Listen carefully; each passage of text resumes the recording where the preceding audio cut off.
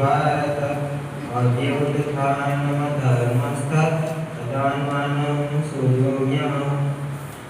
હે ભારત, જ્યારે જ્યારે ધર્મની હાનિ અને અધર્મની વૃદ્ધિ થાય છે ત્યારે ત્યારે હું પોતાના રૂપને સર્જું છું, એટલે કે સાકાર રૂપે લોકો સમક્ષ સામે પ્રગટ થાઉં છું। अस्माकं तु विशिष्टाये यानि बोध द्विजोत्तम नायका मम सैन्यस्य संनार्थं तान् ब्रवीमिते।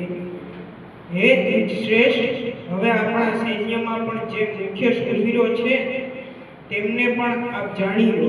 આપની જાણ ખાતર મારી સેનાના જે સેનાપતિઓ છે તેમને હું કહું છું। પરિત્રાણાય સાધૂનાં વિનાશાય ચ દુષ્કૃતં ધર્મ સંસ્થાપનાર્થાય સંભવ